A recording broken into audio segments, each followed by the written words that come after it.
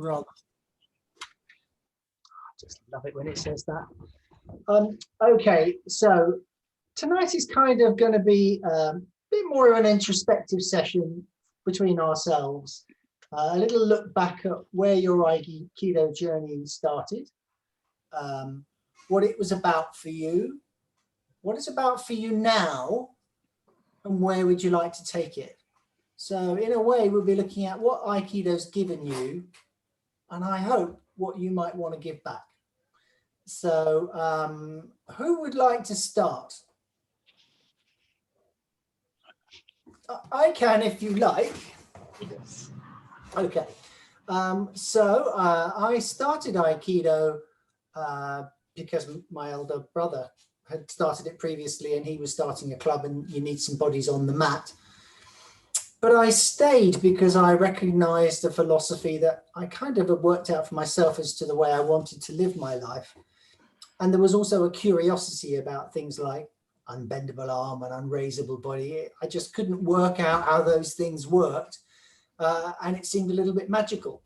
And I kept going to try and understand.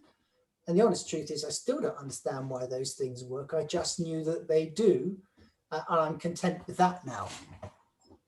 The more I got into it, the more I've seen it as a tool really for making a better life, not just for me, but for those around me and for those that maybe want to listen to what I have to say and practice it themselves. And I've always seen it as a journey that extended beyond the mat. For me, it was never just how do I do Nikyo and Ikkyo. It was always about how can I apply these principles to have a better life, I guess. And really that's, I mean, obviously the whole of the last year has been about sharing that with you guys and trying to illustrate how Aikido can be used in all sorts of ways. It's a continuation of that journey into the future. I've been a member of Aiki Extensions as a board member for, I don't know, something like 12 years. And that's been, you know, a similar path. And really to push that forward and see that succeed, broaden the community, broaden the network, and play my part in reconciling the world, I suppose, ultimately. You know, a long way ahead down the road. That is what it's about for me. That is my touch phrase. So in a nutshell, that's it for me. If you've got any questions, you want to quick, you know, we're going to all quiz each other. If you've got any questions, then I'm very open to them, but otherwise we'll pass on to the next person. Marvelous. Go on, Demetra. I have a question for you. Okay. Can you give us a specific in how it makes the world a better place, or how you make the world a better place through your practice? Okay, how does it make a world a better place? Well, it teaches you to center. And I truly believe that when you're centered, you operate more efficiently in whatever you're doing. You make better decisions. You make less mistakes. You upset less people. So that's a very good starting point. If you follow the principles through, you've kind of got to start in that place where you're centered. You have to extend your awareness out into the world. So on the mat, it's somebody right in front of you. You've got to take on board all the information and you've got to make good decisions to create balance out of chaos. And that's kind of a dramatic illustration of what can happen in life. Usually it's less dramatic than that. But just being aware of what's going on in front of you and taking on board that information means that in your daily interactions, you make good decisions too. So that kind of gets a ripple effect of peace going out was just in your one-to-one relationships, your working relationships, your community, etc., etc. You've always got to respect what other people say. So it's a wonderful tool for learning to listen to other people's opinions, not to agree with it. I don't agree with people attacking me, but there's a reason why they're doing it. So we're trying to understand that and trying to come up with a positive resolution for me and for them strikes me as a very powerful way of dealing with conflict, as opposed to, well, I'm going to get beaten up or I'm going to beat you up. And that doesn't have to be physically, that can be emotionally, can't it? You know, it's very easy to enter that realm. Being empathetic with other people as a natural, putting yourself in their shoes, it's a key rule or principle of Aikido. Well, again, it's just a wonderful way for enhancing relationships, building bridges. And I try to do that in my daily life. You know, I think partially, at least, we have this community because I bother to reach out to people when I get the opportunity, and I bother to bond with the people who show up. So that's really why. I mean, they're just little things, but I feel a better person for it, and I think I can help other people feel more at ease with themselves. Dimitri, do you have a question? Actually, I had a comment on your first presentation talk. It was just I was positively surprised to hear that since the early years of your training, you already had developed an inner feeling for going beyond Aikido only in the mat, that you already were feeling inside that Aikido is not only for training the mat, that it is not so much of worth if you don't practice it in your daily life. Yeah. And I was surprised because many people, the majority of people, start feeling that after many years of practice, not from the beginning. You know, they start realizing this after many years on the mat. And this is a very positive, very good thing. Just to say that I think as a young boy, I was very interested in, you know, why am I here? What's the point of it all, kind of thing. And I came up with my own philosophy of what life was about. And that was about fulfilling whatever God's given me, whatever I'm genetically made up of, however you want to see that. And that's been my guide all along. I've never really erred from that idea of that this is the way I want to lead my life. And just Aikido seemed to slot into that so easily. That was it. Coincidence, call it what you will. I don't think I'd have gone searching for Aikido if it hadn't been for Pia saying, come along one night. So yeah, it's interesting how life can take a turn like that, because it's played such a central part ever since. It seems that what your mind and your heart was in search of, that it just appeared to you and you followed this way, because normally it's what happens when our mind is directed towards a specific way. Well, maybe in a way that's true. You know, I kind of rejected all major religions because they all fight each other, and that seemed to me to be pretty stupid. I wasn't prepared to accept that any one of them was right, but I kind of believed in something slightly bigger than me as well. And maybe Aikido fits that gap. I still struggle with the idea of spirituality within Aikido, which is why Tu's going to come back and talk about that with us. What he called, what was the phrase?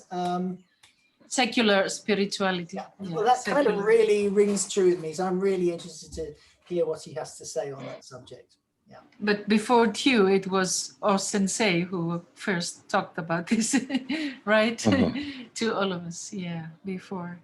But he was very obviously, I mean, he did have a religious belief, and the way he presented Aikido was very much bound up in that. So that's absolutely fine. It's just that, you know, I'm not a Motokiyo, I'm not any particular religion, other than maybe trying to join together humanity and be more in balance in the world. That strikes me as pretty good.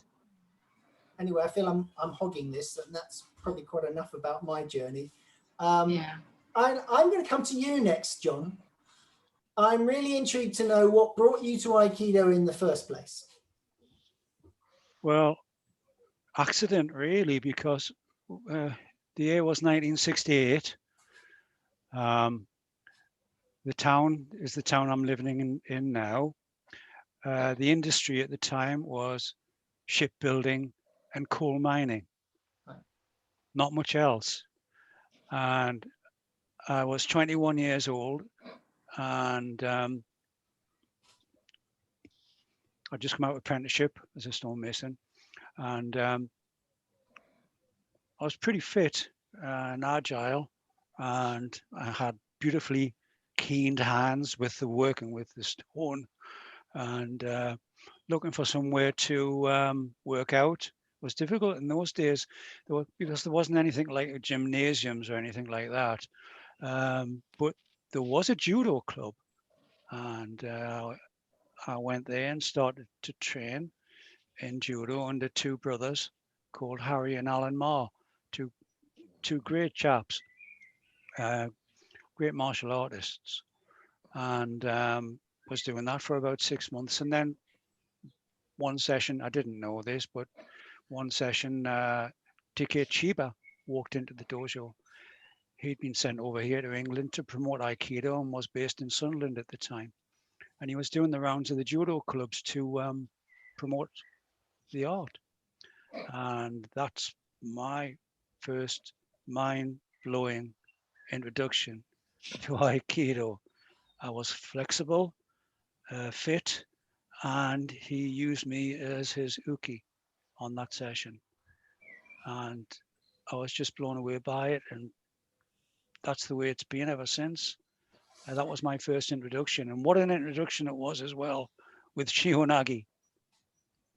So what was it about it that blew you away? Was it the beautiful movement, or the exercise, or the effectiveness of the martial art, or was it something more than that?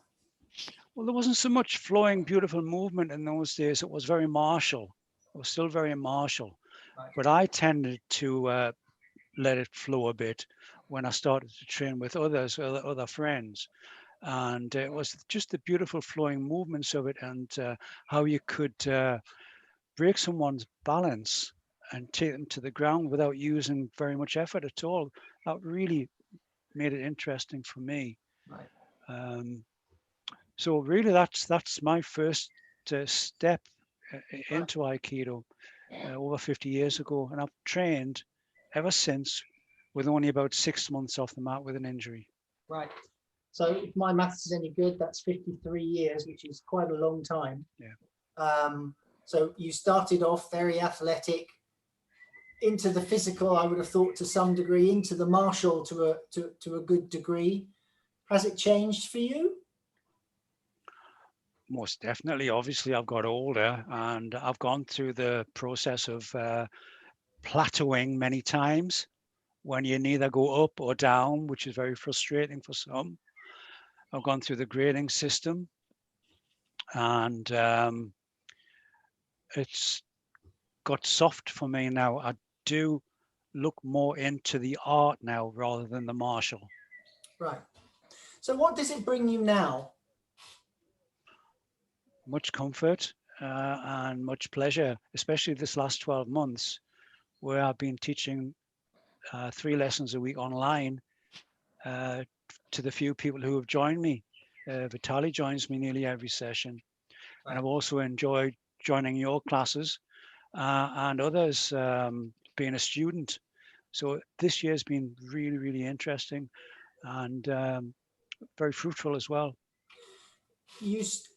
I get the impression from what I know about you that you're incredibly generous with your time and giving teaching. Why that? Why are you that way? Why is that important to you to do? Well, in the early days, an old chap once said to me, he was a blue belt in judo. He said, if you know an hour's more, he did Aikido as well. He said, if you know an hour's more Aikido than someone else, then you can help that person. Even if you just got an hour's more tuition or know something else, pass it on. And that's been my my philosophy through my Aikido career, is to just pass it on, and pass it on. And what do you think it gives people?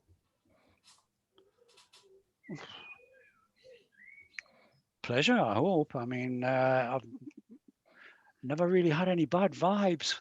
I've taught many people. People stop me in the street sometimes and say that they've trained under me and I've forgotten them, which is, it's very strange. But it's that's the way it is. Some people say, oh, I used to train with you 15, 20 years ago, and I can't remember them, which is it's weird. So there's a lot of people that I've practiced with and taught. So this year has been a very different year, and you've opened doors that perhaps you haven't opened before. You've been doing these online classes, and you've been exploring people's ways of thinking about Aikido. How much of that will you take into what you're doing now and play with? What I've found from teaching online is I have to verbally express myself more than just do the technique and you copy. So it's changed. And since I've been back on the mat for the last, 2 or 3 weeks, that's changed my Aikido, where I'm actually explaining to a greater degree now. Right. What about the things that you've been listening to? How has that affected what you're doing? How do you mean listening So to? you've been on lots of people's lessons. You turn up at Gordon's class, you turn up at my class, and I'm sure Yeah. there are other people you go to too. How have those changed what you want to present? Maybe Well, no, they haven't. as a student, I always just keep my mouth shut and do as I'm told. Sure, but I mean, hopefully that you've invested that time, you've taken something from those that you want to bring into your own Aikido. So I'm interested to know what I've pinched and stolen. I've pinched and stolen for years. If something's out there and I like it, I'll pinch it and stick it in my act. Sounds good to me. Yeah. All right. Thanks, John. Linda, can I pass on to you? So why did you start? Sure, why not? Oh, I Linda. started on the recommendation of a horsemanship instructor because I wasn't being a very clear leader for my horse, and he thought it would help me find my ground, my center, and it has helped. So I'm not sure how well it probably helped my horsemanship, but then I decided I liked the Aikido better, so so I no longer have horses, but that's how I got started. It was never about self-defense or you know, it sounded like fun. I've always been attracted to the martial arts. I dragged myself, my sister, and a friend into judo in 3rd grade. And I don't know, there must have been a demo at my school. I don't know how I knew about it, but I came home all fired up about how we're going to do this judo class. And so we did. My sister and my friend and I could only train with each other because the boys wouldn't train with us and the teacher allowed that. So that was a horrible experience. And I didn't go back until near the end of high school. I trained in Tang Soo Do for about 6 months because I got angry enough that I wanted to put my fist through a door, and I knew that I had no idea how to punch and I would hurt myself. So I went to learn how to punch things. And then I felt incompetent. That was a tremendous experience. It was really I had an amazing teacher, and it was a very short time, but really a wonderful introduction to how martial arts training could be. Okay. And after that, when I went to college, I had to leave that dojo, and there was an Aikido class, and I tried that because I thought, okay, it's a martial art, this will be fun. And all I remember is Kokyudosa. I know we did the class. It was my now husband. It's our anniversary today. Thank you. We signed up for that Aikido class, and the only thing I remember from it is doing Kokyudosa, and that class was the lamest, most boring, pointless thing I did not get it. Many years later, when the horsemanship instructor suggested Aikido, I knew a bit more about it. I kind of understood the basic philosophy of it, that it wasn't about punching and kicking people or doors. That I went around and found an instructor that I just love. Turns out to be the perfect dojo for me.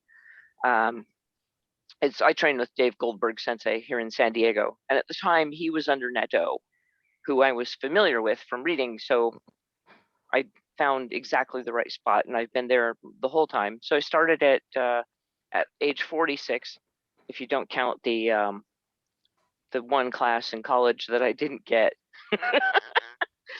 that I needed to grow up a bit before I could grasp it. So it has indeed been about that that finding myself and not standing my ground in a badass kind of way, but like not being a wuss about saying what I need and saying how things are, and to your point, Quentin, about peace in the world, I think that's a part of it. That's a big part of it. I think a lot of what causes trouble is people not being clear what they want and how to get it, and how to stand for what they stand for. Mm. And they feel picked on and pushed around and walked over enough, and they blow up. So that being able to come from a grounded place, I think has an awful lot of power there. And one of the things I did almost immediately is got hurt. I separated the AC joint in my shoulder, taking what could have been a high fall, except I had no idea how to do a high fall, so I just landed on my head. And so I sat out for maybe 2 months while I did physical therapy and let that recover. And I kept coming to class, though. Every time I've had to sit out, unless I'm just sick, I come anyway. I've had a knee surgery and the shoulder problem, and I learned so much. And I was lucky it happened right at the beginning. I was lucky to have that exposure at the beginning. I had to watch class and watch how it was done, and watch the interactions, watch how the teacher led things. Things I might not have had time or brain space to pay attention to if I hadn't been sitting on the sidelines. So right from the beginning, I was watching the teaching. I was receiving the teaching and also watching the teaching. I was watching how my seniors were helping me. I could feel them like leading me through doing the technique, and aha, I see what they're doing there, kind of things. So I always had that other viewpoint watching, and I've always been fascinated with that. And right now, the thing that I'm fascinated with, the technical aspects. I love the energetic self-discovery side of it. That's huge. And one of the things that I'm really focusing on is learning how to teach, and especially adult beginners. I assisted in the kids program for a long time, which is fun and supports the dojo, and the kids were amazing. But and that's shut down right now for COVID. We don't have a dojo. We don't have a kids program. We're training in the park and having a great time of it. But the thing that really fascinates me behind all the actual doing of Aikido is introducing people to it and teaching adult beginners. They have so much potential and they don't know it. And like they don't know what's possible for them at all. Nadeau says, you don't know who you are. Like you don't have enough information yet to know who you really are. And I see that in them, and they're so fragile. Adult beginners are generally a little bit terrified. They get a little bit discouraged. They feel a little bit stupid. They run away. They quit. So anything I can do to to help them stick with it and understand this is a normal experience. Motor learning is different from cognitive. Just because you don't get it right away doesn't mean you're not going to get it. Help reassure them, help them build confidence, and help them, help with the physical training. So I really enjoy that, and I would love to take on like a beginner's class someday. We do teach, all the senior students teach in rotation at our dojo. So I've been teaching off and on since like second Q, and now regularly, but infrequently, because we have one class we rotate through. And so I would love to be doing more teaching, and I'm also doing a lot of writing. and Okay, so Aikido is a huge part of that. Okay, so I've got two questions for you.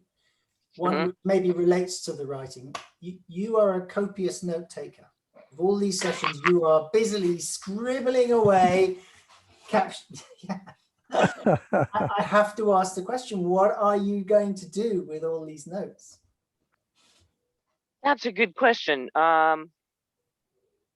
Sometimes I'm writing insights for myself. So far today, I was doing my list of what am I doing here anyway, and observations from other people, so I can compare like, oh, I hadn't considered that, I can start to look into some new idea. If it reminds me of something, of an experience or an idea, I'll put a little checkbox by it. That's something to write about. Reviewing them to see, just to understand some of the things like the history and things. That's always good to go review people who've talked about their experience training with O-sensei or early Aikido history, just having some facts. I haven't gone through and reviewed anything yet. I'm too busy writing notes. but fundamentally, I think writing helps me organize ideas in my own mind. So if I just sit and listen, and this has always been true in school, in whatever, in reading, if I can't write in the book, I might as well not read it, because but it, yeah, I don't borrow books. Okay, so the other I might question, borrow a book to see if I want it, and then I'll get it. But if I listen to something, it goes right through, unless I have to organize it enough to maybe turn it into an outline, or like, oh, look, there's 3 key points somebody just said. If I have to think about it enough to manipulate it into some notes, then it can stick. So the second question is, you were sent along to get better with horses. Okay, and you said, you touched on it, said, well, I think I probably am better with horses, but you saw something deeper in it. So I want to know what it was that you learned that made you better with horses, but did it also make you better with people? Oh gosh. Okay. So the exact thing, and it was a real struggle for me, was about holding my ground or taking a stand for what I needed without getting mad enough to. So take Ikkyo, for instance. That was a real struggle for me, because you have to get into somebody's center and put them down and hold them down in a firm way. You're not like, oh, please move. You move them. You just move them. And for me, generating that intrusive energy where I'm going to be balanced and you're going down, without having it be like, you're going down, like not having to bring up anger to, you can imagine somebody's like, nice, until they finally get mad enough to say something and they blow up. Yeah, and I didn't typically do that, but that was kind of how I felt physically. So I really struggled with that, being, like, but I don't want to hurt them. I'm not mad at them. I don't want, it's not nice, all that. And what finally got me, because I was struggling with this with my horse and with Aikido at the same time, I would do the evening classes and then drive to the mountains and get my horse out in the dark in the ring and work with him until about 11 p.m. and then drive home and go to work. And it was, I don't know how I ever did that, but I was struggling with the same thing in both places. And on the way up there one night, it finally hit me. I don't know if you've ever seen a veterinary technician work with an animal, but the animal can be like, trying to claw them, bite them, get away. It's chaos and dangerous. And a vet tech will find a way. They'll, grab all their paws and hang on to them. And so the animal is safe. And so everyone around them is safe. And it's never done from anger. There's no, oh, you're gonna hold still or else energy there at all. It's completely done from love. And once I was able to go, oh, like I could do this as if I were a veterinary technician. Like I had that kind of picture in my mind of that sort of controlling someone, controlling the situation, and not having to the no mad enough to part about it, that finally clicked for me. And that has been just huge in all parts of life. That's a brilliant way to finish, Linda. That's just a fantastic message. Thank you. Andrew, I'd to come to you next. Hello, everybody. Can you hear me? Yes. Yeah. So I want to know how you started, and I want to know where it's taken you. Right. I was listening to what John was saying at the start. I've got a very similar story to John, really. Being honest, I had a fairly checkered early history. I was brought up in Glasgow, went to school in Glasgow, and at the time where you had the 11 plus in grammar schools, and I found myself in the top set of the grammar school in Glasgow. Much to my annoyance, because I didn't really want to do that. I was not that interested in school. In the early days, I was more interested in the music scene in Glasgow. And we had a number of bands and things going in Glasgow. And some of them have gone on to be semi-famous, I suppose. But I kind of wandered my way through secondary school, only really doing enough to keep me going, not really interested. I think I was mapped out as a A-level and university student, but I wasn't interested in that. So at 17, I left, and sort of like John, I did an apprenticeship in the printing trade. Sir William Collins. I did an apprenticeship as a graphic designer, which I loved. But then, having started work, I thought, right, well, this is silly. I need to try and get some more qualifications and things. So I went along to the local college in Glasgow. This was in 1964. And it was there that I met Aikido for the first time.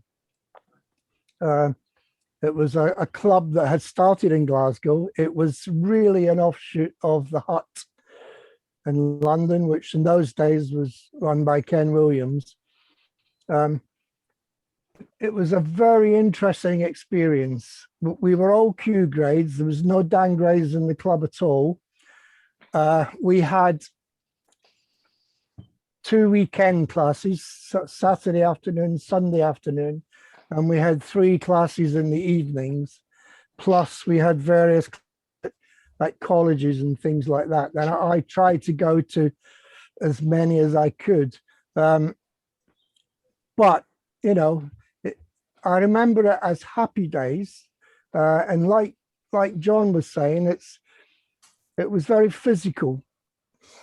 We were all, well, I mean, I was only 17.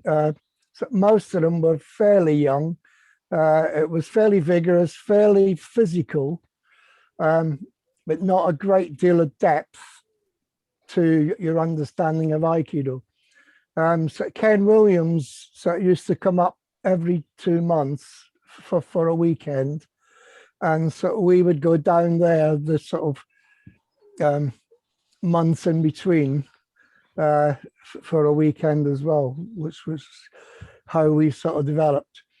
Anyway, to cut a long story short, after doing that for 5 or 6 years, I decided I really had to get some qualifications. So I went to Durham University in the early 70s, and to my horror, there was I couldn't find any Aikido in the area. And in those days, students didn't have cars, so you couldn't really sort of travel anywhere.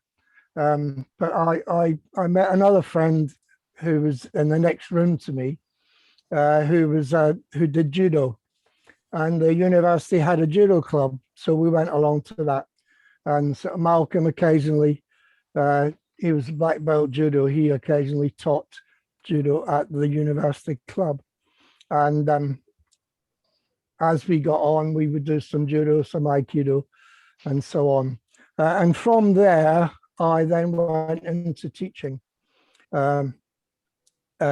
school teaching, not Aikido teaching. Okay.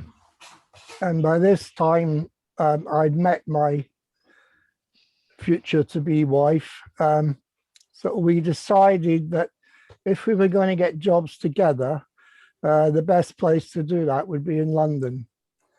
So I finished the year before her, and I moved down to London. I was teaching in the very lovely area in the East End of London, in Dagenham, which was very, in those days, very white working class. I did manage to find an Aikido club there, which I practiced there for a few years.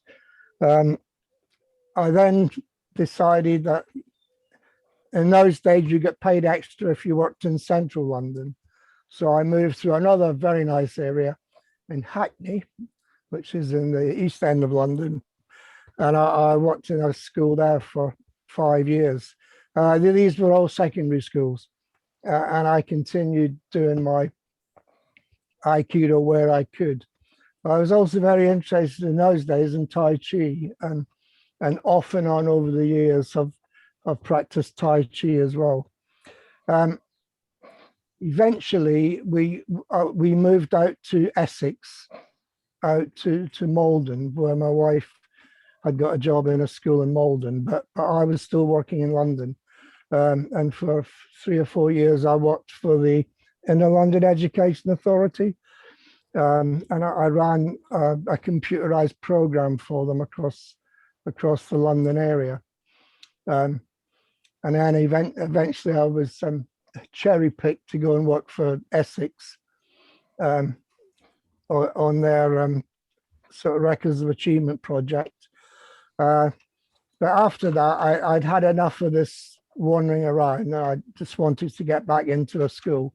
So for the rest of my teaching career, I worked in South London in sort of Wallington, Carshalton area. I had a secondary school there, and I was there for about 20 years. So you're telling us your life story. Yep.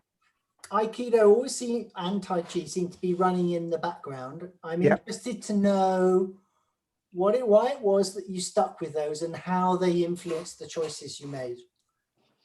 Well, I found that the Aikido in particular was particularly helpful in the controlling of myself, particularly as a young teacher in a classroom situation. It was a great help in actually controlling myself, and because of that, being able to control the classes that I was supposedly running. I did start a couple of Aikido classes in the schools I was in, but I think after I left, they kind of dropped away. But kids were generally interested in that. Yeah.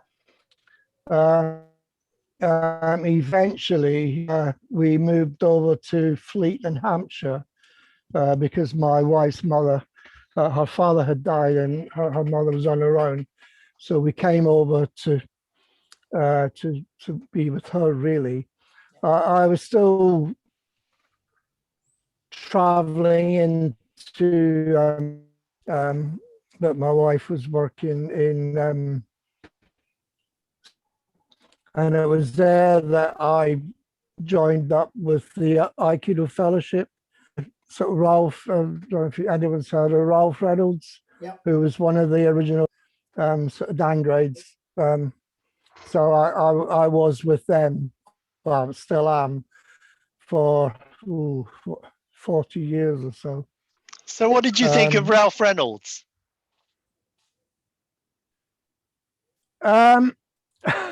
An interesting character. Indeed. Not the easy. watch what I say here, not the easiest of people to get on with, I have to say. An excellent teacher, excellent at his Aikido, a storyteller as well. Let me put you back onto safer ground and say that, you know, Piers and I have known you for a few years now, and you always struck me as a great investigator. You're very curious about learning new stuff. So where's Aikido at for you now, and where do you want to take it? Well, again, strangely, sort of like John, I've always taken the view that everybody is better than me at least one thing, and that one thing I can learn from them. And I find that I these days I actually learn a great deal from actually watching beginners struggling with a technique. Because often if you watch them trying to do it, it unlocks a door and you can see something that, you know, you'd never thought of doing it that way before. And you can often investigate that. So is it just a question of... It's been interesting, all the online. Yep. I was just, no, we carry on. You were saying about the online, finish that bit. Well, I mean, you actually meet a whole range of people. You get listen to what they've got to say, to a certain extent, see what they're doing. And I think, you know, that in itself is quite mind broadening. My one criticism, and again, I'd be careful what I say about the fellowship, is they're fairly closed and they're not really interested in what anyone else is doing, which I think is wrong. I mean, I think out there you can learn from everybody. You might not agree with everybody, but everybody's got something that's worth looking at. Yeah. Okay. Thank you. Thank you, Andy. So, I mean, in the future, I certainly in my teaching, I like to think that I can bring things from all different traditions. Yeah. Okay. Thank you. Dimitri, I'm going to pick on you now. Let's stick with another person who does Tai Chi and Aikido. So I've known you for a few years now. What made you start in the first place, and which came first, the Tai Chi or the Aikido? Oh, it was the Tai Chi that I had begun many years ago. Like I began Tai Chi in '92, the fall of '92, and then I began Aikido in 2002.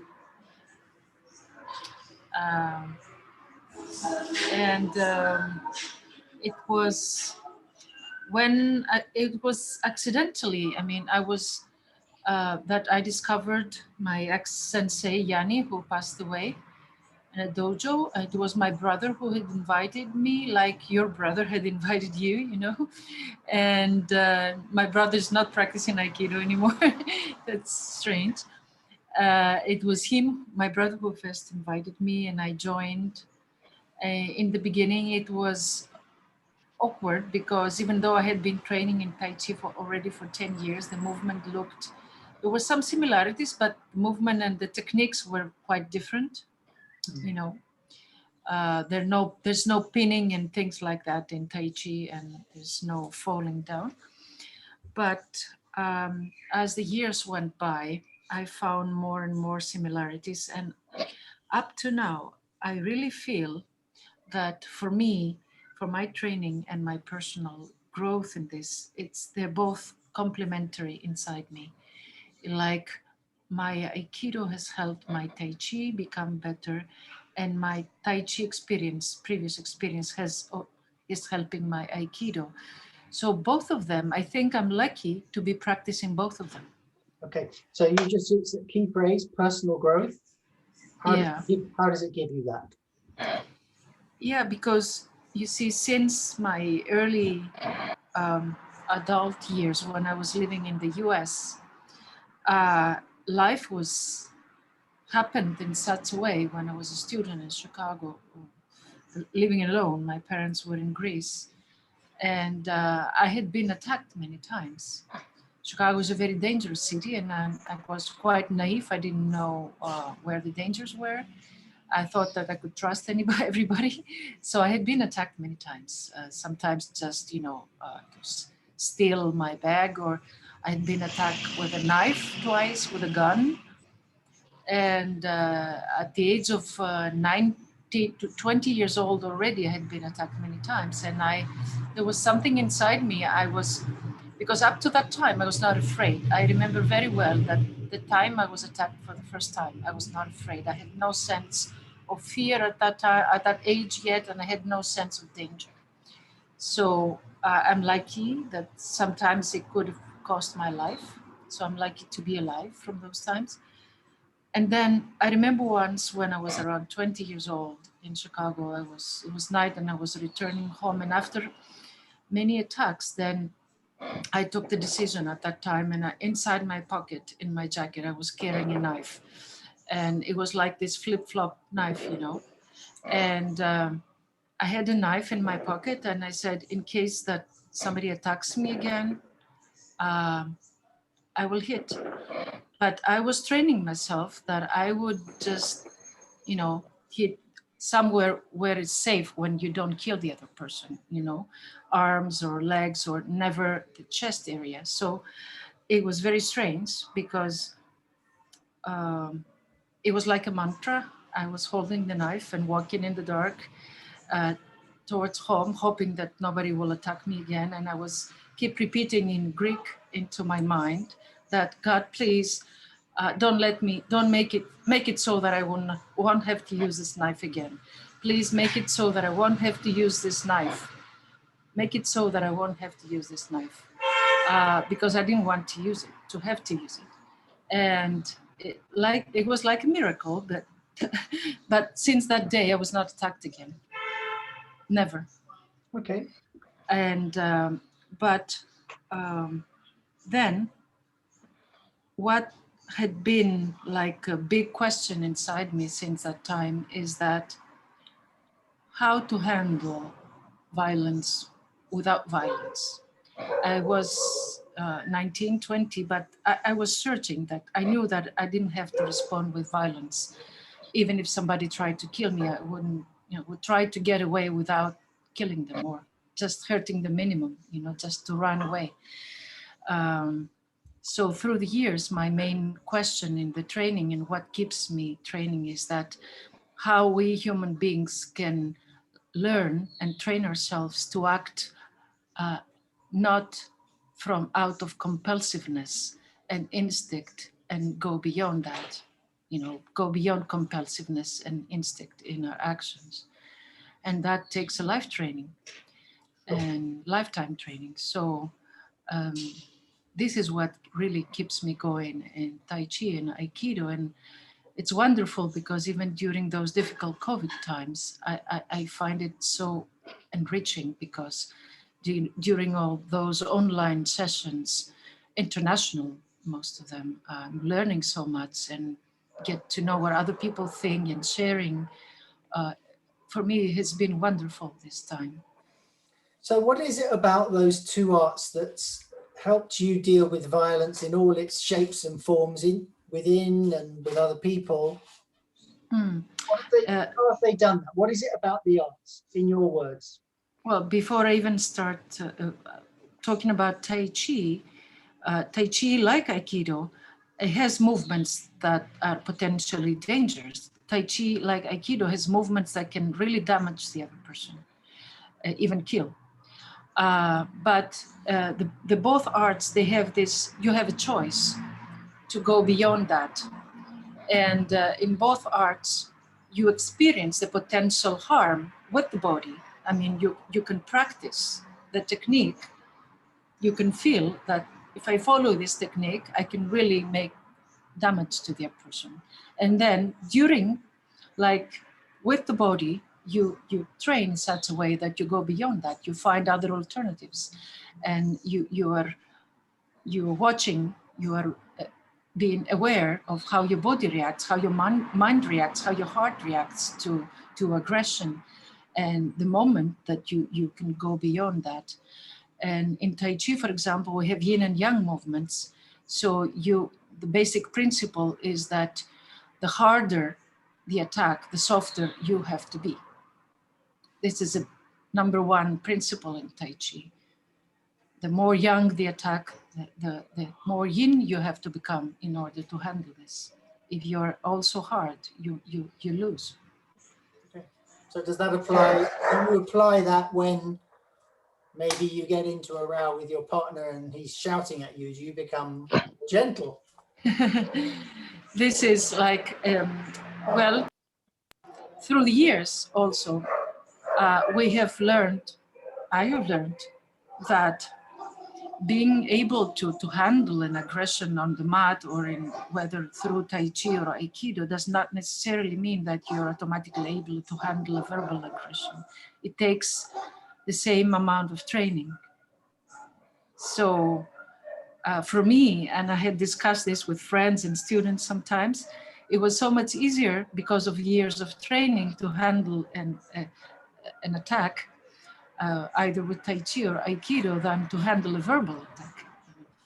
It took me, I'm still struggling with this.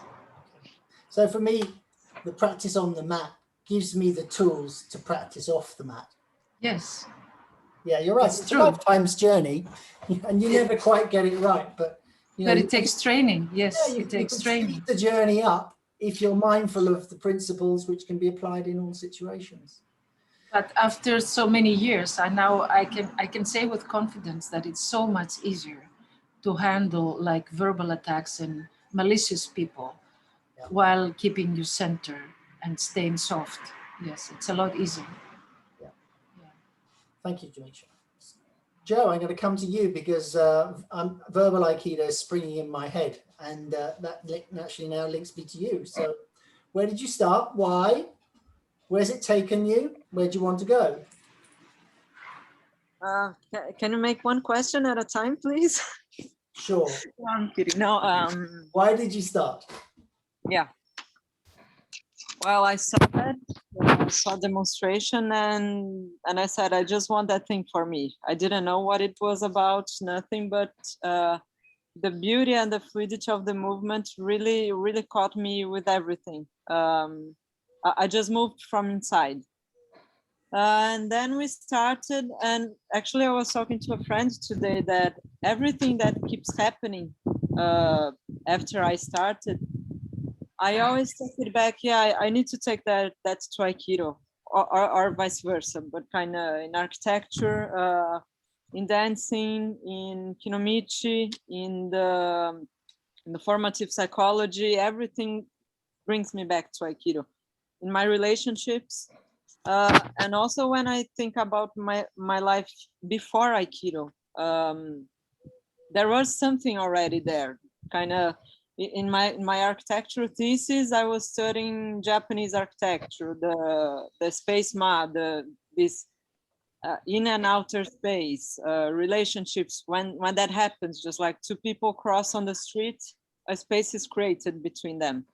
So there was something there. I went to a lecture a while ago with my kindergarten teacher, and she was talking about Aikido. So my infancy, I have something that, and what I really remember about that lecture that she teaches, it was about the caring of other people.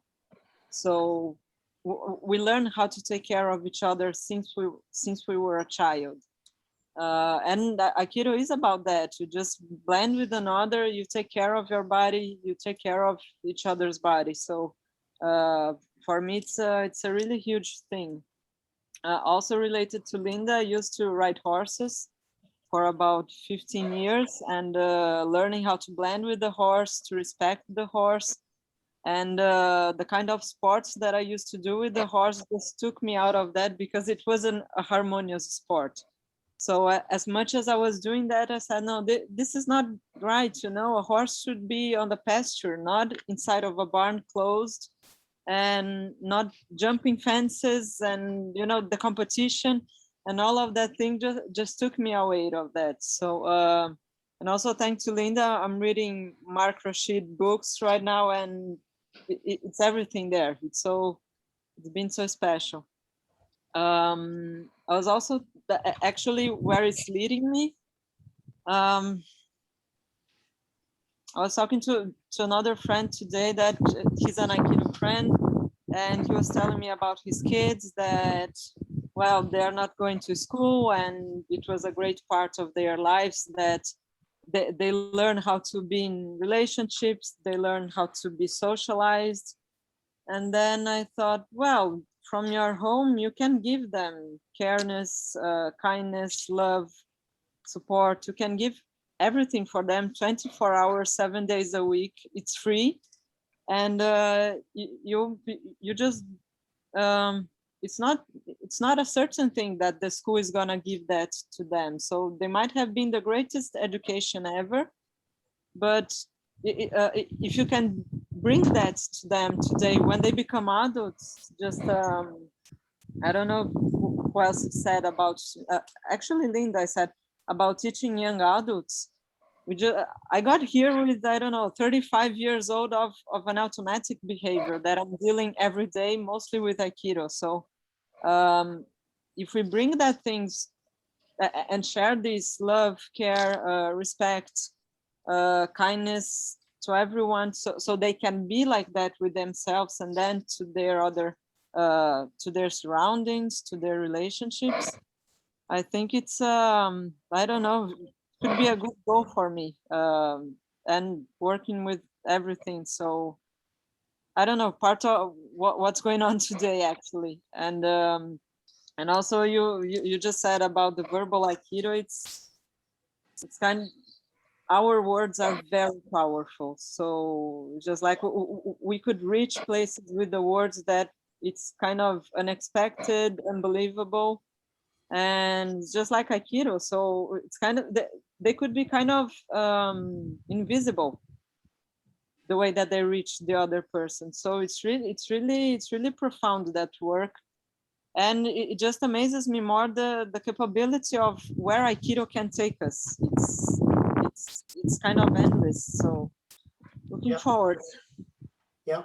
So I always say that you can substitute the word life for Aikido, and I think you've illustrated that beautifully. Thank you. Yeah. Errol, can I come to you? Because I'm obviously I want to know where you started your story, but you're working in a country that has lots of issues going on, and Aikido seems to be a powerful tool to bring to that sort of scenario. So tell us more. So you want me to start at the end or the beginning? Well, you can start where you like, but why not at the beginning? It's always a very good place to start, as the song goes. Well, just on that point that you just mentioned last, a funny thing happened to me in my dojo quite a few years ago. I had a class where we had a mixed class. There were Israelis and Arabs training together. And one particular guy who was an Israeli came up to me after the class and says, "How can you train Arabs? You know, you're teaching them all your techniques." So I said to him, well, what's the worst thing that can happen? He learns Aikido, and then what's going to happen? He's going to come and face an Israeli, and nothing will happen because they're both waiting for the other person to attack. I said, that's a perfect thing to teach in a country like Israel, of which he sort of stood there and went, oh. So, I think as far as something to teach in Israel, when you're teaching people how to fight, how to deal with conflict, I think Aikido is like a unique and very valuable thing to teach. As for my background in Aikido, I was always interested in philosophy and psychology. I come from a family of teachers, so always around the dinner table there would be conversations about philosophy, psychology, etc., etc. And I learned from a very early age that talk is cheap. You can say a lot of things when it comes to philosophy and psychology, but it doesn't really affect you internally. So I was always looking for some way of experiencing the philosophy, not keeping it purely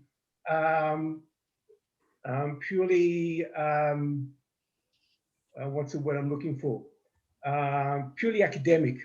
you know, you wanted to actually experience it.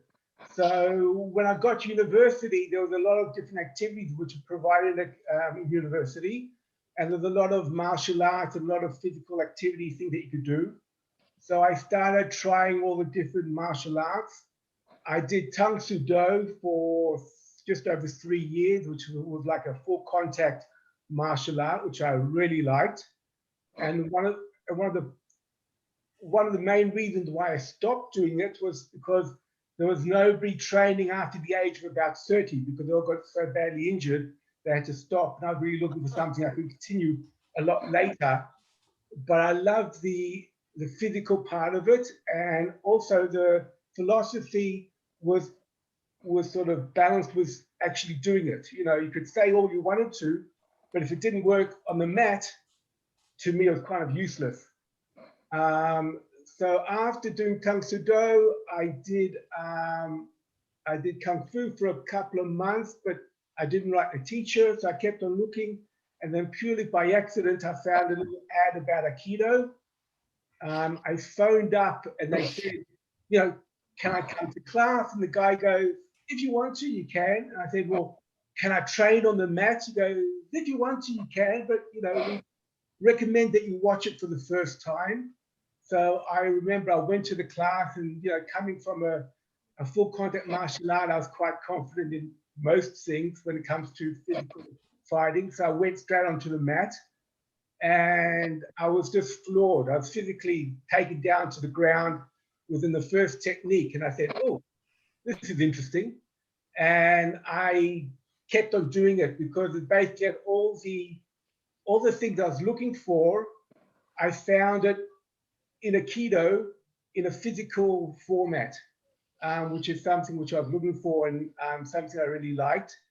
And because I loved being thrown and I could move and I wasn't scared about falling, a lot of the higher black belts liked training with me. They liked throwing me because all the techniques would work when they're training with me. So I learned very quickly, and I learned everything from the side of uke. So I kept on doing it since mid-80s till now, basically with no breaks. So if I were to ask you in essence what Aikido has given you, what would be the key things that you would want to relate?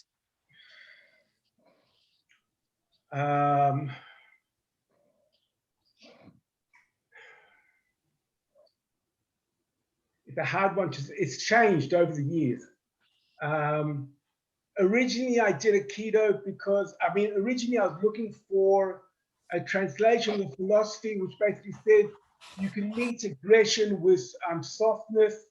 You know, and softness overcomes hardness, and it was a really nice philosophy, and it sounded really good, and you can talk about it, but I had no way of actually creating a physical situation where that would happen.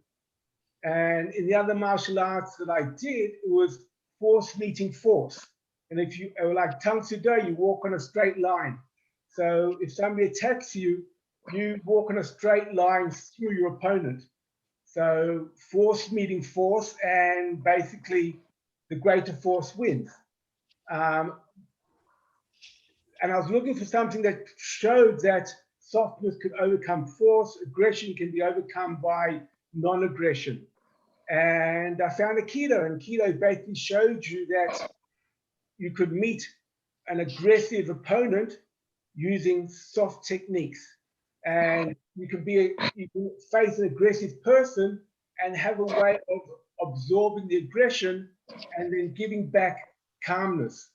And basically, whenever I was doing my techniques in Aikido, that's been my guiding point. How can I change this nice ideas of philosophy and all these kind of things and do it in a physical format? And you know, that's the way I've always taught Aikido. You know, so that's obviously a real touch-based point for you, and it's obviously done that for you.